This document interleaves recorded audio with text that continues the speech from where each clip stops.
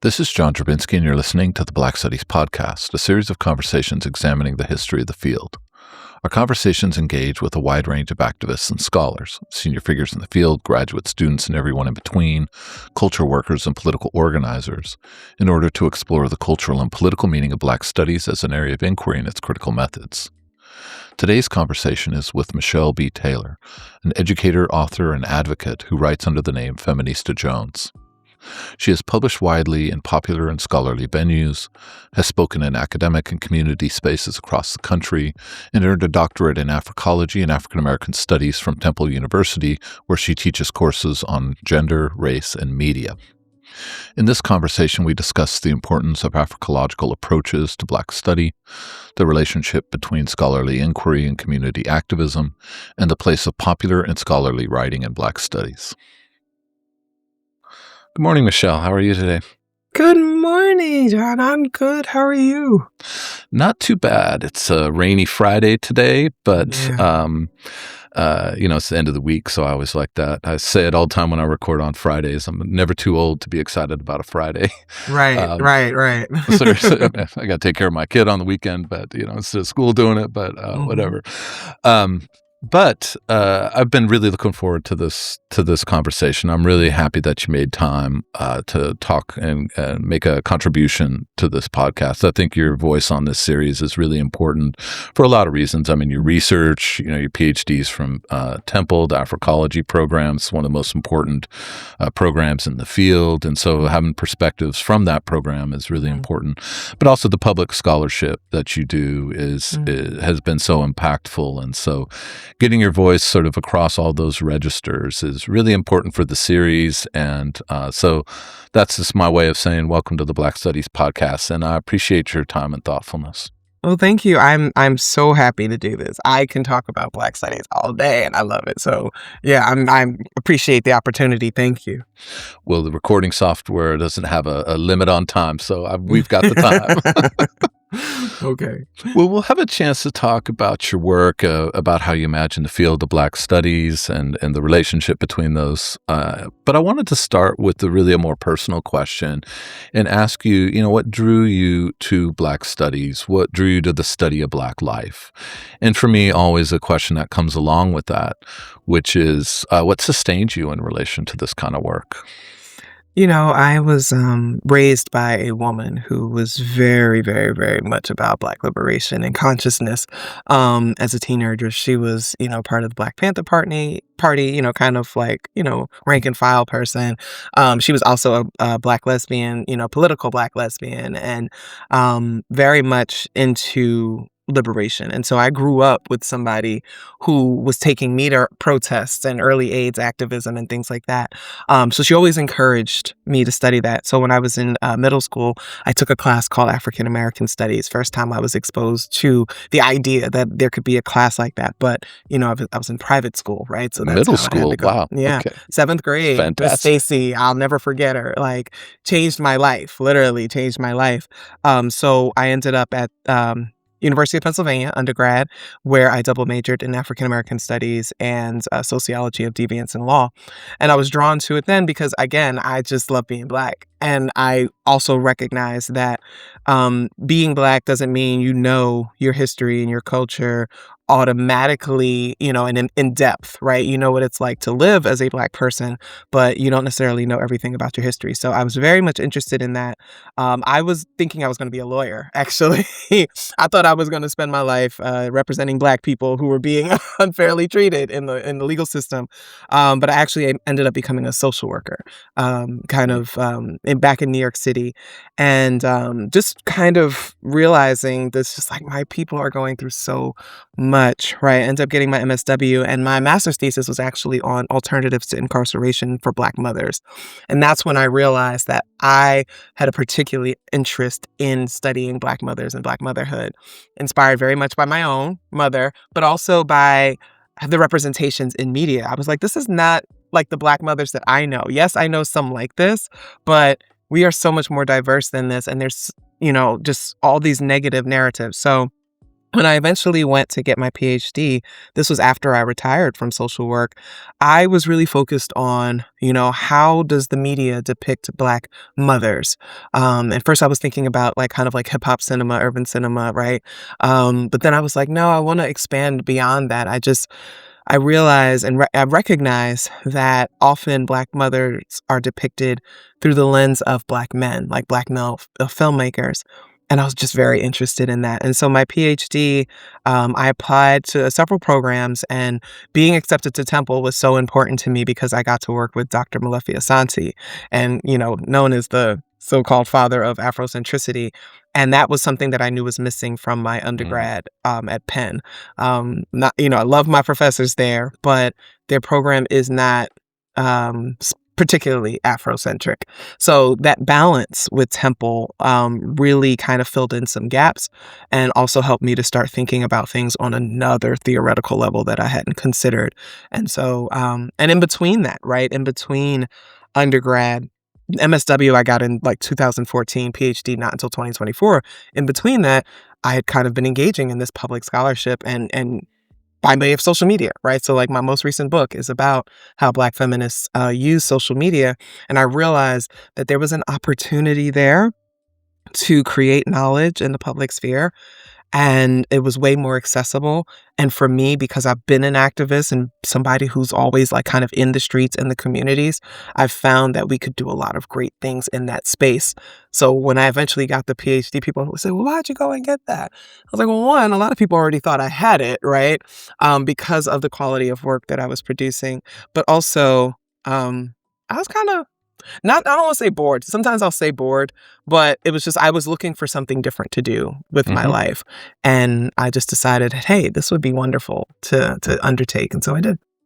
I mean, boredom leading to a PhD is, that's some high achiever kinda And stuff. you know I love what? I have I gotta say, I've always been considered the high achiever. I was always in the accelerated again, I started private school in 6th grade, went to boarding school in Jersey, I'd always kind of had that advanced kind of educational opportunities, but also intellectual curiosity. Mhm. And so I really like retired from social worker after social work after almost 18 years. I was like, all right, so what do we do next? And I was like, I'll go get a PhD. I And love why that. not, right? So, and it was great, and I'm glad that I'm now kind of in this space where I get to have these really smart conversations with people all the time because I need that. Well, I love the idea of the PhD not just being a credential, but also being and primarily being, I mean, I say this to undergraduate students who are interested in PhDs. I was like, you got to be driven by Yeah, like real curiosity and yeah. of, some version of boredom. Like I can't live without this, or I would live better with Dude. this, because Yeah. as a credential, it just is what it is. But as I a I tell people passion this all the and time, yeah. something else, that's actually makes the classroom worth it and I makes the think hard work so. worth it. I think so, and, like, I love teaching, love teaching. My students love me. I come in, like, with all this energy. I'm very much an extrovert, outspoken, very big personality, and they love it. It engages them, and so for me, it really is that exchange, but, like, I tell people all the time, they're like, "Yeah, I'm getting a PhD, I'm gonna pay." I'm like, "Don't pay for that. Are you kidding me? Like, why would you pay? They're not worth it to me. Like, what are you trying to do with this?" Like, I was a McNair scholar in undergrad, and I didn't go straight to getting the PhD. And I came to this later after enough people saying, when are you going to get it, Michelle? When are you going to get it? Right. But I came in just kind of passionate about this. So a lot of people complain about their PhD journeys and stuff. I actually had a great time. I had a couple of issues with some, administrative stuff, but overall, I loved it. I loved it. And I loved working on the dissertation. I loved the research. I loved all of it. So my story is a little bit different than maybe some others. I mean, I love the study part of graduate school. I went to graduate school in Memphis. I love living in Memphis. Hmm. Um, and I love my friends. I love studying. I love reading. I Hmm. love conversation. I did not like people telling me what to do, which is Okay. it's the Yeah. last set of teachers, and so that was Yeah. the No, I only didn't thing I I don't was like supposed people to. telling me what I couldn't do or trying to tell me what I could not do. And I only really encountered a couple people that were like, "Well, maybe you shouldn't do that." And I'm like, now that means I should do it." Yeah. Like, I Somewhere, don't I'm too old for this. And that's the other part of it, right? Kind of coming into this after age of 40. You kind of very set in your understanding of the world, and Mhm. you remain open, but at the same time, it was like, "Please don't talk to me like I just got out of undergrad." Like, Oh, yeah. I know a little bit of something, so Mhm. that was interesting.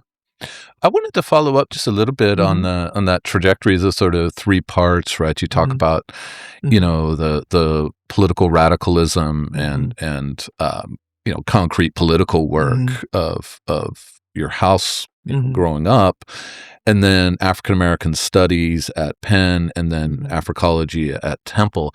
And I'm mhm, interested just to maybe ask you a little bit about the relationship between those 3 moments. Did you feel like Africology was kind of a coming home to that original home place of mhm, Black studies, or an extension of it? mhm. Or were both parts of that sort of filling out something about the political and cultural education of growing up in a Black Panther Party home? Mhm. Yeah, so it's really interesting going to the Ivy League as a Black kid from the hood in the Bronx, right? It's very much like, "What are y'all talking about?" Like, I mean, again, I was a smart person, but part of why I became a social worker was because I felt at home in my community, right? And Mhm. kind of feeling compelled to do that work. As a McNair scholar, I was supposed to go in straight and get my PhD, and that didn't feel right to me given how I was raised. Like, I felt like my mom really raised me. She's like, "You have to give back. You have to give back."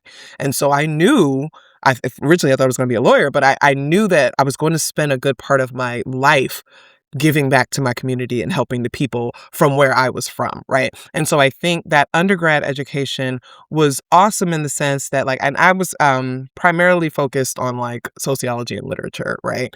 Mm. Looking at very Du Boisian, very kind of looking at how Du Bois shows up in the hood, right? But also loving the literature because I wanted to be a writer. So thinking about those things, that was very different experience. I didn't feel it political very much at all, actually. Mm. And, shout out to Dr. Herman Beavers and Takufu Zuberi and Barbara Savage and, these folks that really kind of shaped that for me. But I did not feel like the focus was you're getting this education for liberation. Mm. Mhm. Whereas going to Temple out the gate, Dr. Asante was like, "We're not doing this for knowledge's sake. We're doing this to uplift and liberate our people." And so, like, we're training you to be the people that can help deprogram our folks, right? Get us out of this psychological warfare. Go and educate and teach and lift and, be involved in the community. So it's very different Mhm, framing, mhm. in my opinion, between the two. But coming into the Africology department after almost 18 years in social work, social justice, community organizing, all of that stuff, I was prepared for that. And Yeah. anything less than that, I think that was the perfect program for me because even though I have 2 degrees from Penn and they rejected me for the PhD, I don't think Oh, that Jesus. I would no, it's fine. It's totally fine. I don't think Better that way. that no, it's cool. No hard feelings to them, right? But I don't think actually Dr. Beaver said he told me, he's like, "You actually need to be over there with Malefi." So that, they're like down the street literally, and he's like, "Nah, you need to be over there with Malefi." And he wrote my recommendation. So they knew. Like there was kind of this, Michelle actually needs to be in this place to Got do it, the yeah. work that she's talking about, and it really was the best choice. Fit is really real that way. Yeah, for sure. Mhm. Mhm, mhm. So you've already, in some ways, started to talk a little bit about it, but I wanted to ask you to reflect a little bit on the portrait of Black studies that you Mm, work with. And I always ask this question in the context of the founding of the field, mm, which had a tension built into it. Student demands for a place on campus where you could study the Black intellectual tradition, mhm, literature, history, art, sociology, and so forth.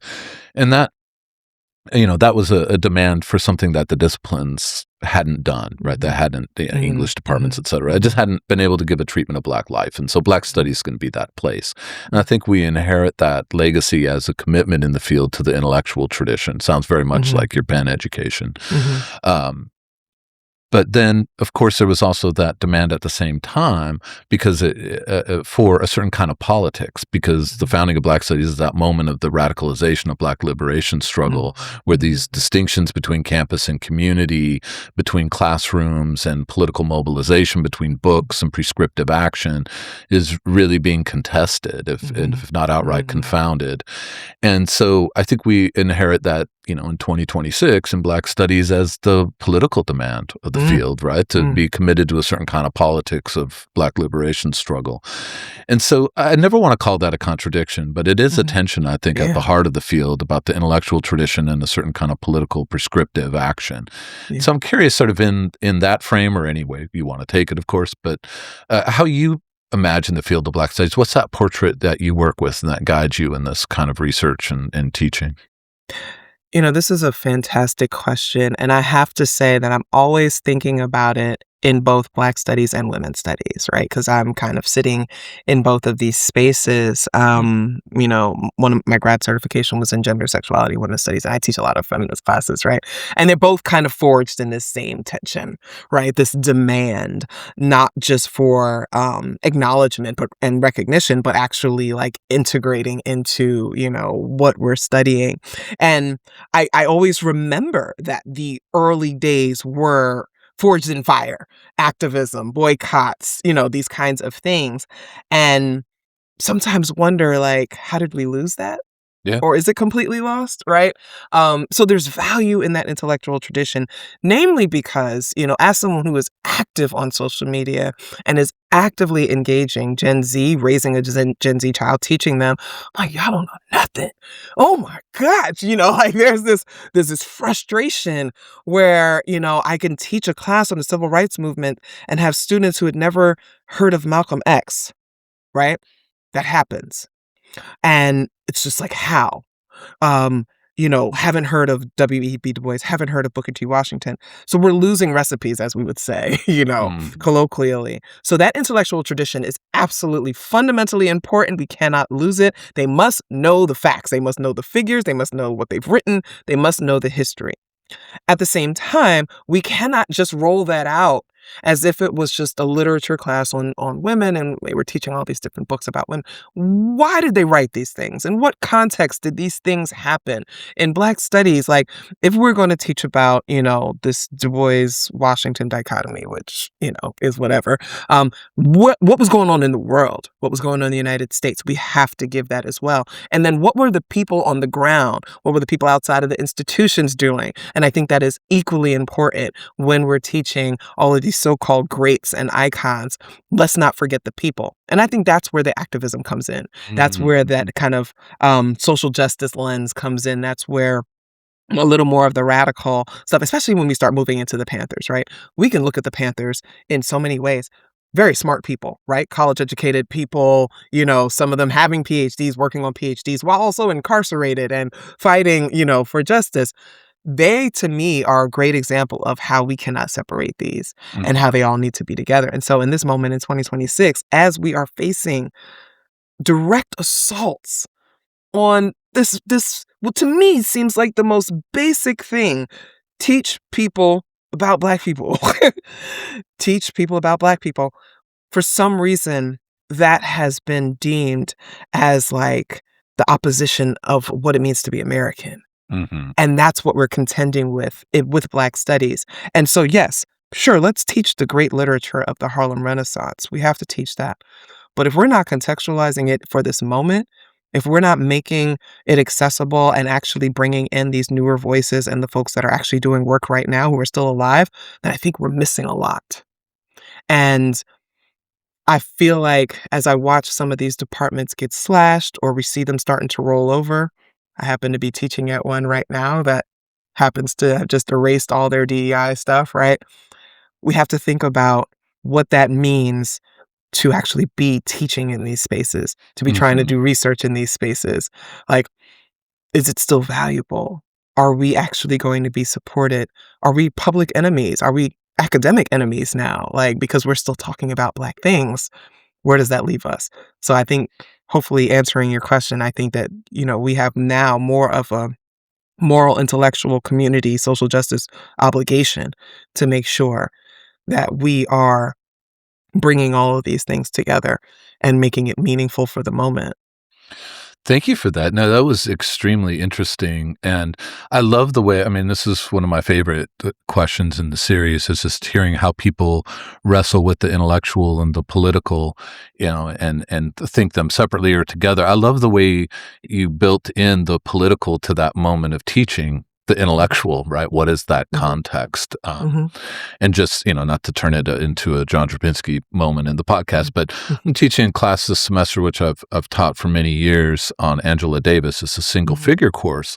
And one of the things I've started to do the last few times I taught it is really we first read the autobiography and I really mhm. keep the autobiography alive Okay. and ways of thinking about, what does it mean that she grew up in Birmingham where she heard bombs going off nightly as a child, right? Mhm, What does it mean that she went to Brandeis? What does it mean mhm, that she was at a Quaker school in New York City where she read mhm. Marx? And thinking about these formative political moments that she talks about in her autobiography when we're talking about her Blues Legacy book, right? When we're talking about her sort of rethinking the history of the suffragette movement from the Yeah. perspective of poor Black women, not just thinking about these essays as kind of as puzzles to puzzle out, because Angela Mhm, Davis is actually a very complicated writer, of mhm, course, but also thinking about how is all that context that you were talking about built into it. And I hadn't actually thought of it until I was listening to you. That's why I'm mentioning this as an actual intervention in this dichotomy between the mhm. intellectual and the political, just Yeah. in the act of teaching the intellectual life Yeah. itself. Yeah, and that's interesting. I'm so glad that you recognize that because as a teacher, every time I walk into that classroom, I know I'm doing something radical. And so just yesterday when I was talking with my students about why AI is a feminist issue, right? And I'm like sitting here like I'm telling them, I do not like ChatGPT. Here's why. I'm not apolitical on this. This is my stance. And and every time I bring that energy to the classroom, I'm like, listen, this is my stance. This is what I think about it after years of considering these things. I'm sharing that with you. You may have different views, but I'm letting you know where mine is. And I think that that is so important. Sometimes, people try to be neutral. You can't be neutral in Black studies. You Yeah. can't be neutral in women's studies and gender studies. You actually have to take a stance and consider yourself as a change agent in some ways. And like I love that you bring in Angela Davis because I tell people all the time when I was in undergrad, meeting with Angela Davis and Bell Hooks and Bobby Seale and folks like that, being able to be in community with them, have dinner with them, talk with them, things like that, changed so much for me that I'm hoping I can be that for my students, right? And it's always that moment when my students are assigned something that I've written and they have that moment of realization and they're like, "Oh my God, this whole time Feminista Amazing. Jones has been my professor." And it's just so fun for me and it changes everything. So we come in, we bring our full selves, our political selves into this classroom where we are bringing forth this intellectual tradition. I can't imagine separating them. Yeah. I mean, I had a student, second week of this semester, come up to me after class and it's like, this Angela Davis seminar is really political. Is it going to be political the whole time? And I was like, both, it's an Africana studies Yeah, class. So of yeah, course but it's also I'm political. like, Yeah. my brother in Christ, did you look up Angela Davis? I'm trying to figure out how we depoliticize But that's this. what I was saying earlier. It's like when I get first, I'm like, they don't know anything. Yeah, And it's like that's almost it. like less than we did, when I was in school 25 years ago, like we had something, and I'm now finding like I'm getting completely blank slates. And that is fascinating to me, but also a really great opportunity to radicalize people. Yeah. I mean, I think it's going okay. I think it's going okay. He started Maybe. he started wearing his sunglasses in class, so, that Yeah. either means he's getting high before class or Yeah. he's decided to take on a Panther kinda vibe. I don't know Maybe. what it is. Hey, listen, He we're did here tell for me, it. sorry to sideline on Mhm. this, but That's fine. he did tell me that, I sort of asked some version of, "Why did you take this class?" if he didn't know, and he said that his mother told him he had to at some point take a class that featured a woman, and so it Mhm. was an Angela Davis class. I was What a like woman to choose. I know. I was like, "Well, this is gonna have a lot in it for you that for your mom that way." Mhm. But let me ask about your research. Mm. you work in media studies, as you said, Mhm. your Mhm. certification in gender studies, Mhm. cultural history, and the Mhm. personal political essay sort of broadly, but in particular, or in a social media context and Mhm. internet context. And there's just so many insights, at this Mhm. crossroads of all these interests of yours. And I'm Mhm. interested to hear you talk about how you think about your research and your writing and how it fits in the history of Black studies. But also, Yeah. what new horizons do you think it opens up, or what boundaries do you think it pushes? Yeah, I think if I had to, like, classify all of it, it really is, like, how we are representing Black motherhood, right? Whether it's in news media, whether it's in film, television, literature, things like that, and what the implications of that are, and we can broaden it sociologically, like, what is the sociological construction of a Black mother, right? What is that rooted in? Is it Eurocentric understandings of motherhood, things like that? So I think, just in my research kind of examining all these different areas, what I've come to really understand is that Black mothers are often treated based on what people think we are and what they believe about us. And if we don't change that narrative, or at least broaden the narrative, people will continue to make, which are generally negative assumptions about us. And that affects policy, that affects community engagement, that affects so many sectors of our lives just because people have this idea of what they think we are. And so my research is basically wants to examine these depictions and these representations and kind of call them out. Like, this is wrong, right? This Mhm. is wrong, just historically, culturally, etc. Black mother would not be this way, maybe 1 out of 10 million, right? And so, I call that out, but also hoping to, when we're thinking future, right? Hoping to develop ways to get people to reconsider how they're about to talk about a Black mother. So, whether you're a journalist, whether you're a filmmaker, whether you're writing a book or what have you, I want you to rethink before you put that pen to paper. I Mhm. want you to rethink and challenge your own assumptions, biases, and prejudices before you construct this narrative of this Black mother. Are you extending her grace? Are you seeing her holistically, etc.?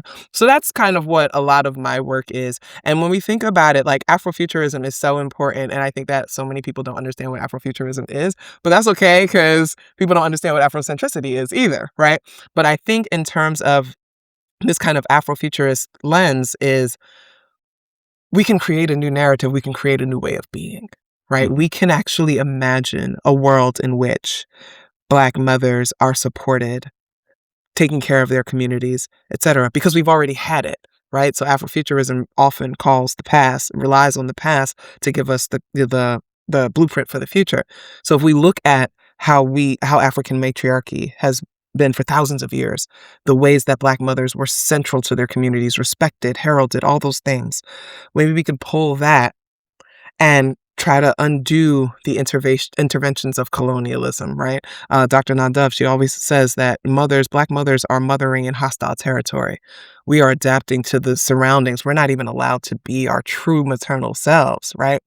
Joy James thinking about the captive maternal. And so I'm offering this idea of this liberated maternal where we can actually imagine a world in which Black mothers go back to being people who can enjoy the vocation of motherhood, which, Davis talks about. And it's like haven't been allowed that. Mhm. It's always been labor, it's always been trauma and all these kinds of things. So what I'd like to do with my work, and what I'd like to help contribute to, hopefully via film, television, media, is constructing these new narratives and ideas about what motherhood can be Mhm. for Black women so that people have something to aspire to.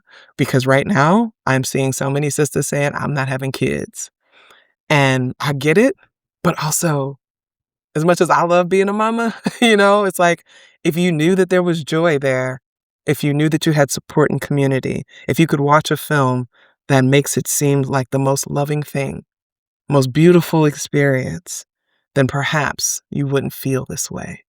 And so again, kind of taking it, the academy is great, but on the streets, I want these women reproductive justice, right? I want them to be able to have children with their own, autonomy and be able to be supported And that's what I'm hoping my work actually contributes to for the future.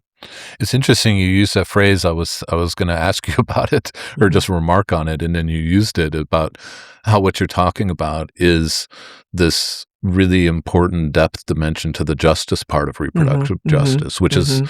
so often talked about. I mean, it's just the way we tend to talk about justice in the Mhm. United States around sort of economic or access to Mhm. resources. Mhm. Mhm. But that deeper justice question, as you said, is a sort of right to joy, is a Yeah. really Yeah. critical part of making that sense of justice whole, right? And Right. also, as you say, part of more than a bureaucracy. And academic Mhm. life is often a kind of idea bureaucracy, Right, right, right, right? right. And what you're talking about is really breaking through that, but also working through all the academic skills and resources of analysis and Yeah. history and so forth to really expand that notion of justice. I love that. That was But, and really well also I put. just, within Black studies, right?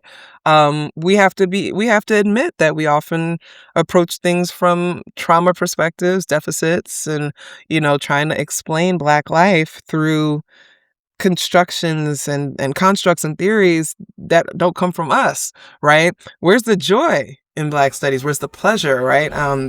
Dr. Jennifer Gardner is doing a lot on pleasure, and it's like we don't even want to talk about that in Black studies a Mhm. lot of times. Like, remember when Stacey Patton wrote like who's afraid of, Black sexuality? It's like we just don't want to talk unless we're talking about trauma and the abuses of the body and all the things that have been taken from us and how we've had to navigate these hostile territories.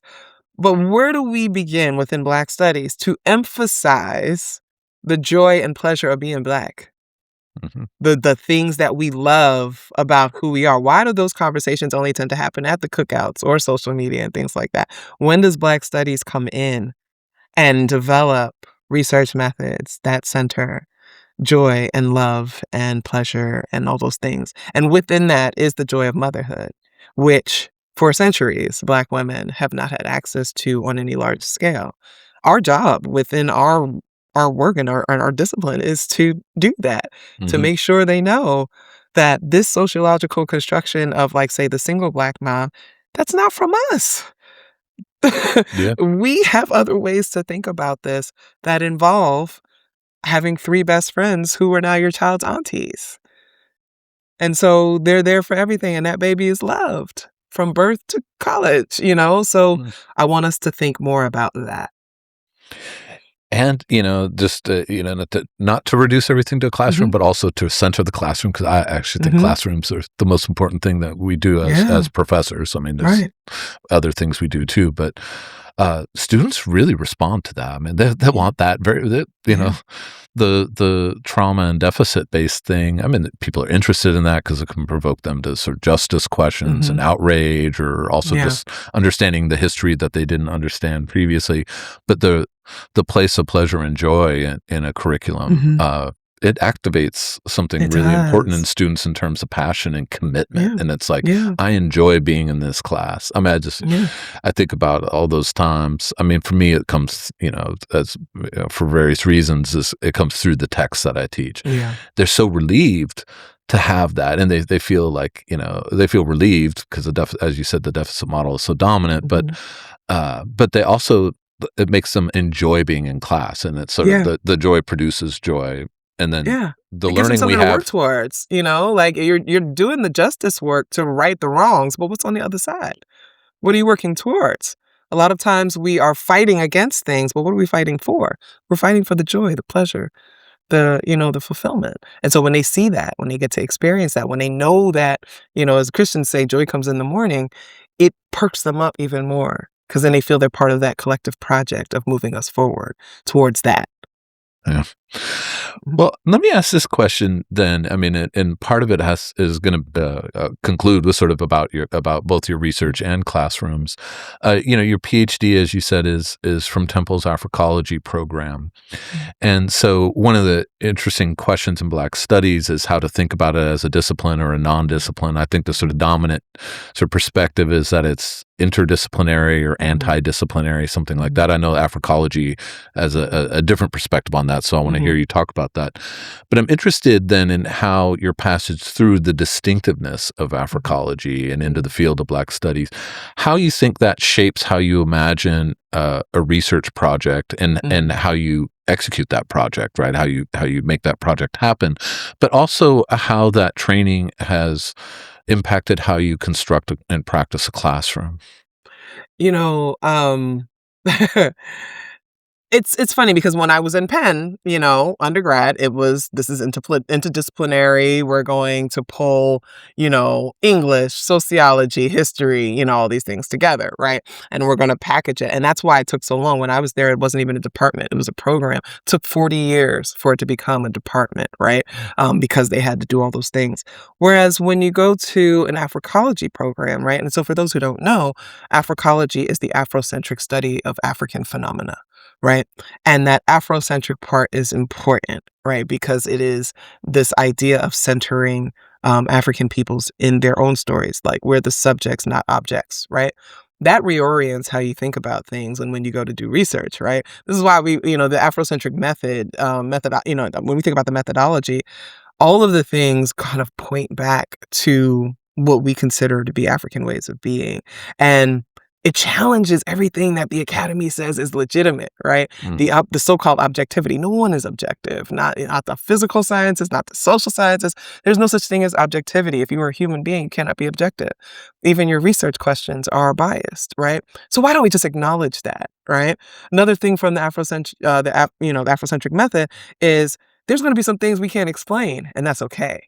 Right? We're the unfortunately within the academy, there's this hubris of like, no, we must understand everything, we must be able to name everything and all those kinds of things. We're kind of like, you know what? We might not understand that, and mm, that's okay. It can exist as it is. We can observe, we can be like, cool. We don't actually have to try to figure it out. Right. And I think of that. I remember when I was in the middle school and learning, I can't remember who the quotation from, they said, you lose half of poetry when you put it into words. Right? So we have this kind of methodology that looks at that. We value oral history. We value it. Like it is absolutely essential, especially when you consider how many Black people, like in the United States, were denied access to paper and pen and literacy. Not everything has to be written for it to be true, right? And so we can listen to these stories, and obviously ethnography is huge for us, right? But also somebody can say something and it may not make sense to us in our 2026 mind, doesn't have to. It was real for them when it was, right? Asante's location theory, we actually have to just allow things to exist in the space and time that they were in, right? So I think about these approaches and I think about what makes it powerful because I'm constantly asking people, you're getting these degrees, you're studying Black people, people of the African diaspora, and you're using white philosophers to do so. Why? And a lot of people don't have an answer, right? Because they never thought to question it. And that's where Africologists are like, that's the whole Eurocentric hegemony, right? Like, you never even questioned why you just sat through an entire psychology course and did not learn anything from one Black psychologist. You have not been taught to question that. mhm, That's what we do. We are always kind of questioning, where do our voices come? Where does our research come in? Where does our studies come in? Our methodologies, our ways of doing things. And why still are the Eurocentric approaches considered more valuable? Why can't we? And so in some ways we're kind of in this fight, right? We're a fight, I don't want to say for legitimacy, but just for, I guess, recognition that it's okay to have a different way of mhm. doing these things and doesn't make it any less valid. And I think Black studies struggles with that because even with its, Eurocentric methods and foundings and things like that, it still struggles for recognition. So then to try to add this layer of saying, well, we're also going to do different research methods and theories and things like that, it makes it even harder. So I think a lot of people will take the easier route. I'm not gonna lie. I'm not like mad at folks for doing that. Again, we're in hostile territory. But it's hard because you can't talk about Afrofuturism without being Afrocentric. You can't talk about imagining the future of the discipline without understanding how we've somewhat lost our ways because we keep trying to prove our validity and our legitimacy to people who don't want our departments to exist.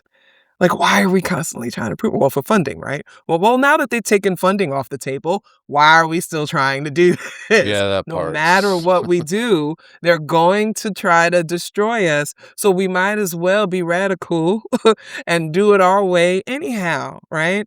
So that's, I mean, and as a junior scholar, I guess I'm 47 years old, but I'm young. I try to still listen and learn from my elders while also hearing them say, "Hey, next generation, we need y'all to expand. We need you to keep building on this. Give us some more theories. Give us some more research methods. Expand it, expand it, expand it, the same way the Europeans were doing 200, 300 years ago, right? Now's your time." So that's what I'm kind of thinking about now. It's like, how do we continue to expand, because we do consider this a discipline. We do consider that we have our own research methods, our own theories, our own frameworks. We just need to build on them. Mhm. And that's kind of where I feel like I'm picking up a mantle to try to do that. I love that. Thank you. Thank you.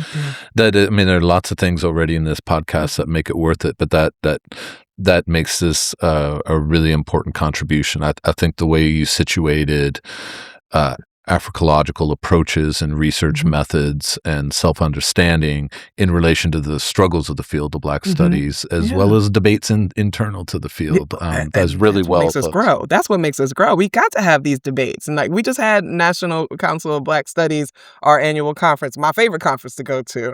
It's like a Black family reunion, Black Studies family reunion, where everybody's coming in. And the energy this year was so big. Everybody is thinking about the future. What do we do about the Yeah. future of the field? Like, what is Black Studies future? What are we doing? And just everybody coming with their ideas. So folks are thinking about it. We're building. We may not always agree, but we could sit in these spaces and really hash it out. And I think that stuff like that, the convenings like that are so important for this field. Like the energy is there. People are ready to fight to save it and to keep it going and to help it expand. And I'm just trying to be part of that. Well, it's a perfect segue into this next question, which is one of the last two questions I have Mhm. for you, which is asking you, what do you think that Black studies historically has done well, and what do you think it has not done particularly well? And I ask this, and sometimes people sort of hesitate around the not done particularly Mhm. well, but you've already said it. I mean, these debates are actually what drive it forward. It's Mhm. actually what's Absolutely. vital about um, about coming together for a shared struggle does not always mean Yeah. agreement. It often means, a shared commitment to a debate that forwards Yeah. the field. So, Yeah. but what do you think the field's done well, and what do you think it's not Mhm. done particularly well? So, one of the things I think it's done particularly well is actually give us a space for those of us that want to study this to be able to do it, right? And to also be able to get the support to do that. Yes, the institutions, many of them are still fighting against us even being there, but we still have institutional support, right? So we still have access to the same resources as everybody else to be able to focus on that. And I think that Black Studies departments have really emphasized like you have the right to be here and to study Black things, and it's okay. I think that I think we've done a good job of challenging a lot of stuff that comes out, which that's also on the downside. I find sometimes we're reactionary, a little too reactionary, but we've done a really good job, I think, of countering some of the narratives that have come out about us and what people think we are. And so you'll see a study come up, and then you'll see somebody in Black Studies is like, wait, wait, wait. Yes, but also, so Yeah. I like that. Um, I like that, there's community built, that even on our campuses, when people are not majors, they're still welcome in our spaces, and they're still folded in kind of into, like, this family thing, right? Like, Mhm. when I was at Temple, we had majors, but then we also had tons of students that would just come to our events and kind of have this home, and I'm a public speaker, so I've been to many Black Studies campuses, on different campuses. Vanderbilt had like this really great Black student center, study center, and I love that we're able to cultivate that in maybe some ways that history departments and sociology departments don't necessarily do for their students, right? Um, and just existing in that fight. Now, what we haven't. Now, I'll be the first one, and this is the first thing I will always say: we do not do well by queer people. And that is where I've had most of my attention throughout my program and kind of proposing this idea of Afrocentric queer theory. People are like threatening me, literally were threatening me on social media and all kinds of stuff. What is she doing? She is, bringing that queer nonsense into this. And there's a lot of resistance to that. There are people who have wanted to do their dissertations on things related to, LGBTQ plus people that have been rejected, because they're like, no, we don't do that in Black studies, right? So, unfortunately, we're losing a lot of scholars to gender, sexuality, and women's studies, to sociology, to history, because we are not cultivating safe, supportive spaces to do research on what it means to be Black and queer. And so one of my favorite classes that I was teaching at Temple was the African American LGBTQ experience. It was the only class in Pennsylvania that existed like that of all the schools there, right? And I took a lot of pride in teaching that class. And then the students that were coming in, all cultures, were so happy to finally have a class that was allowing them to explore these things. And I'm like, this is important. I'm shouting it to the rooftops. And one of the things Dr. Asante said, he said, I love that you are doing this for us. He's like, I can't do it. I'm not queer. He's definitely evolved in his, thinking. He's like, but we need people like you.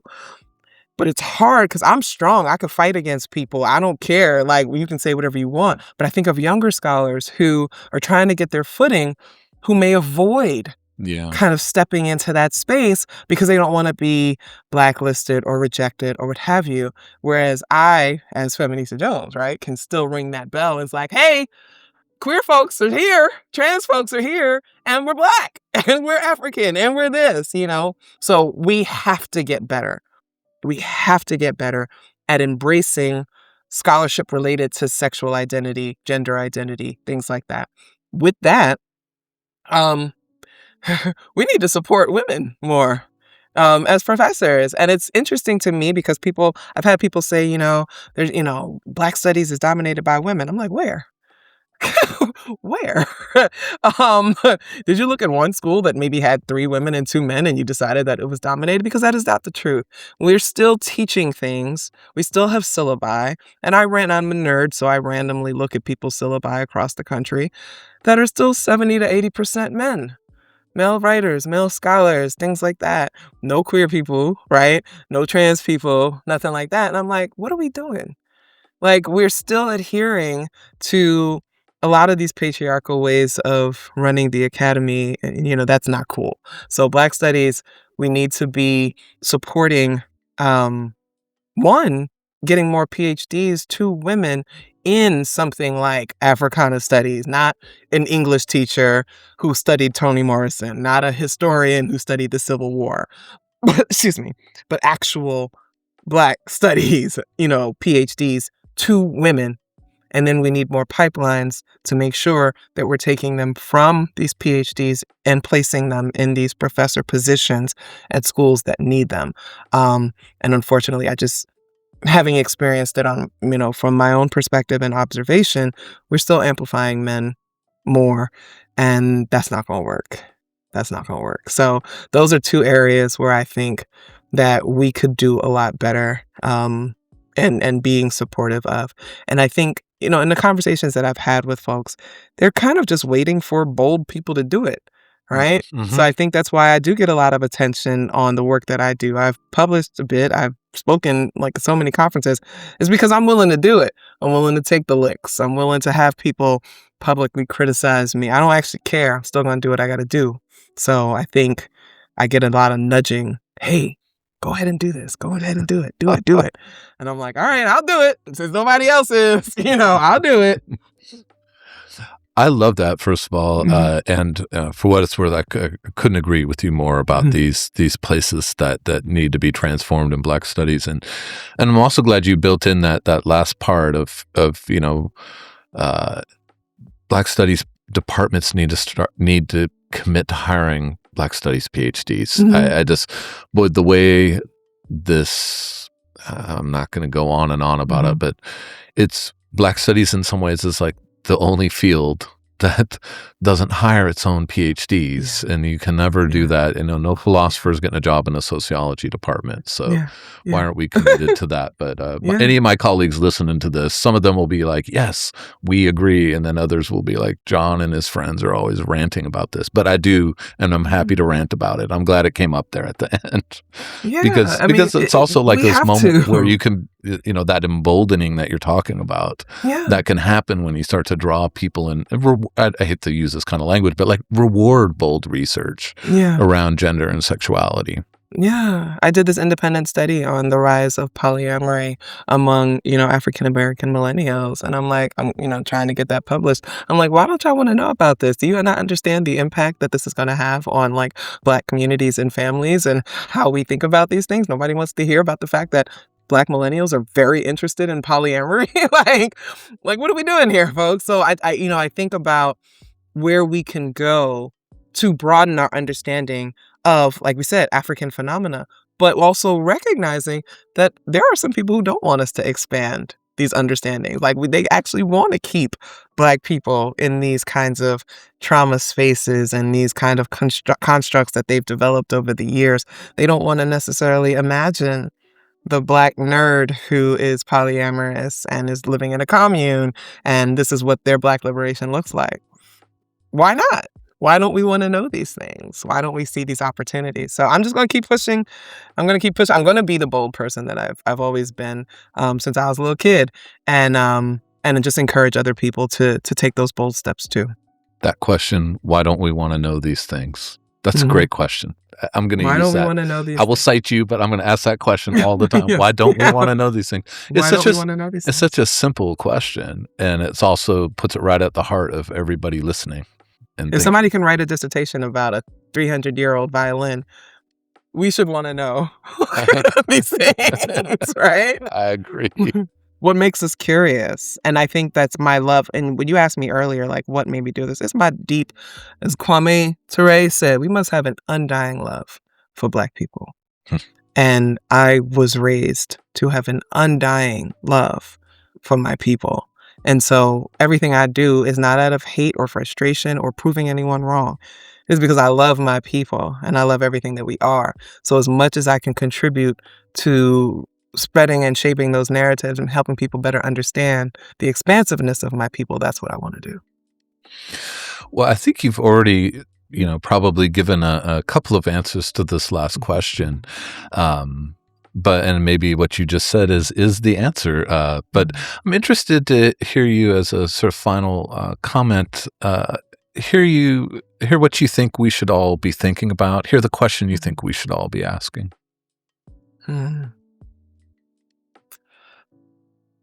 I would say simply, what's next?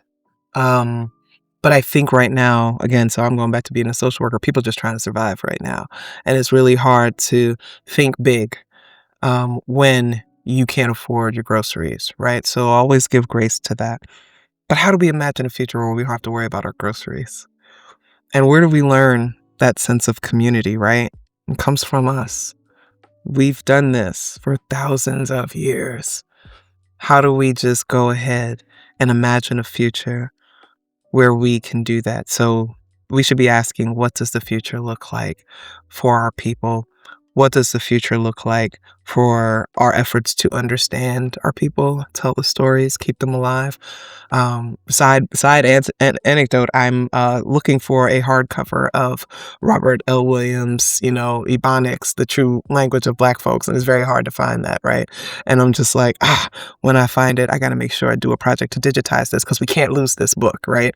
We can't, And so what does that future look like? It looks like more of us making sure we're bringing the past with us. What do we need in our future is a question I want us to ask.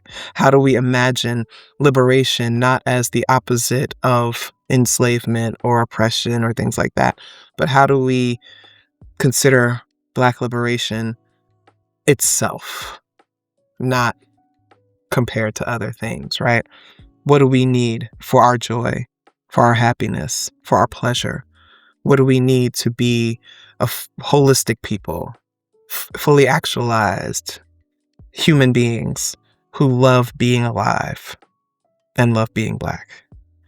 Those are the questions that I'm asking, and I want Black Studies to start asking these questions and start working to answer them instead of just focusing heavily on reacting to what other people have said about us. Let's focus on creating more narratives that tell our stories so that they can't really say much about us because we're the authorities on this, right? I So love that's that. what I'm thinking about. That's a really wonderful place to wrap up this conversation. It's a really a beautiful but also provocative way to wrap this up. And I was really looking forward to this conversation, and I had high expectations for it. This has been really beyond what I was even hoping for in Oh, the thank conversation. you. It's going to be such a fantastic contribution to the I'm series. honored. Thank you so much for the opportunity. I like I said, I could talk about this all day, but I'm glad to join. Some of my colleagues, some of my friends, long-term friends, have also been able to contribute. I'm happy to be a part of that. Well, it's good to have your name on the series and in the list as you scroll down Instagram or wherever you get your Black Studies podcast. So, all right. Well, have a great rest of your day. Thank you. You too. All right. Take care.